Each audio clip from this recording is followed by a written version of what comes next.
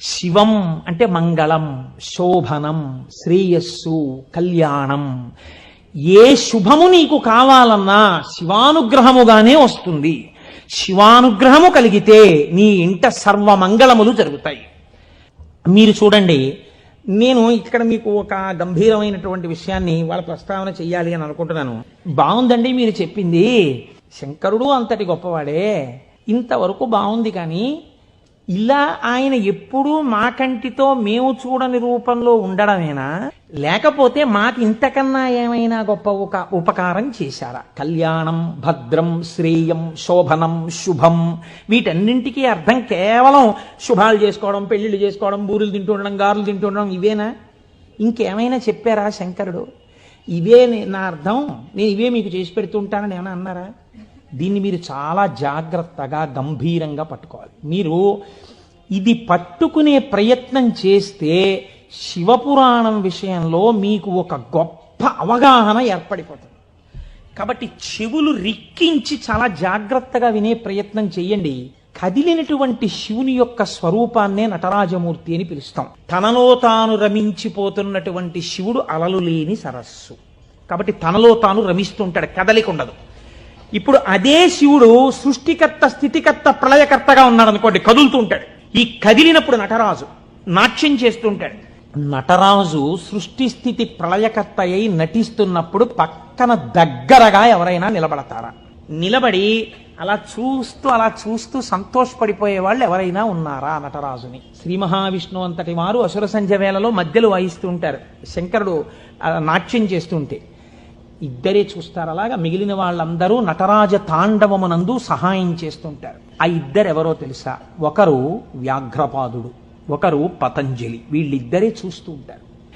వ్యాకరణ మహాభాష్యం చెప్పేటప్పుడు 1000 మంది 1000 రకాలైన ప్రశ్నలు వేస్తారు.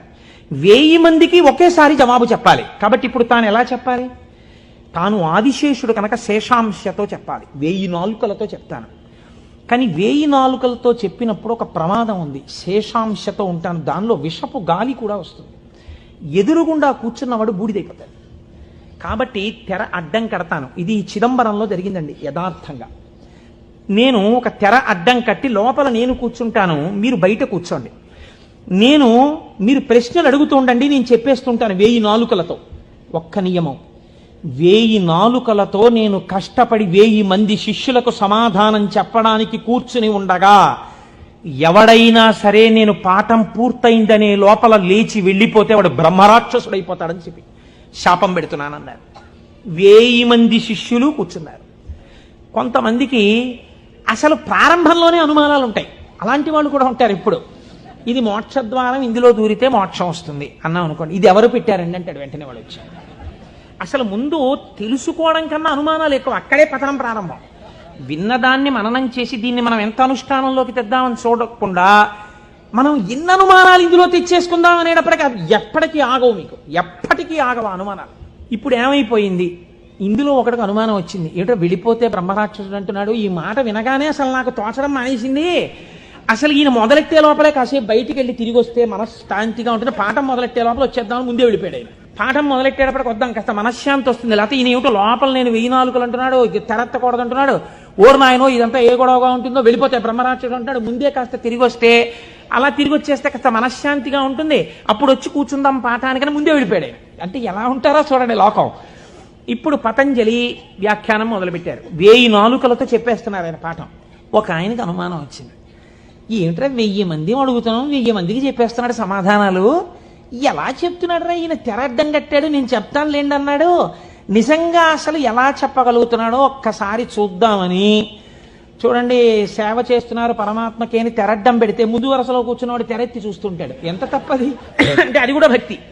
కాబట్టి అలా ఆ పతంజలి అటు కూర్చుని ఉండగా ఒక శిష్యుడు ఏం చేశాడంటే మెల్లిగా తెరెత్తాడు. తెరెత్తి చూశాడు. చూసేటప్పటికి విషపు గాలి వాడు ఒక్కడి మీదకే పెడుతుందా? ఈ 999 మంది బూడిదైపోయాడు. అట్నుంచి ప్రశ్న ఆగిపోయింది. ఆగిపోగానే పతంజలికి అనుమానం వచ్చింది, ఏదో జరిగిందని. ఆయన పాఠం ఆపి లేపి తెర తీసి చూశారు. బూడిద రాసులు ఉన్నాయి. అరేరే చచ్చిపోయారా 1000 మంది అనుకున్నారు. ఇంతలో పాఠం వినడానికి కొంచెం మనశ్శాంతితో వద్దామన్నవాడు వచ్చాడు. నువ్వు ఎక్కడికి వెళ్ళావురా అని అడిగారు ఆయన. అది నేను చెప్తాను కానీ వీళ్ళు ఏంటంటే 999 బూడిద కుప్పలు ఏమిటండి అన్నాడు వాడు బుర్ర మరీ పాడైపోయాడు. ఆయన అన్నారు కంగారు పడకు, నేను ముందే చెప్పాను కదా తెరద్దని, ఎవడో ఎత్తాడు, బూడిదైపోయారు. నేను నువ్వు మాత్రం ఒక్క శిష్యుడు మిగిలావురా, మీకు 1000 మందికి పాఠం చెప్తానన్నాను, కనీసం ఒక్కడే మిగిలావు, నీకు చెప్తాను పాఠం అన్నారు. వాడు హడిలిపోయాడు, అయ్య బాబోయ్ పాఠమే అని. ఇప్పుడు పతంజలి అన్నారు, నీకేం చెప్పను, కంగారు పడకు, నీకు నేను అనుగ్రహించేస్తున్నాను, నీకు వ్యాకరణం అంతా భాషించేసి నీకు వచ్చేసి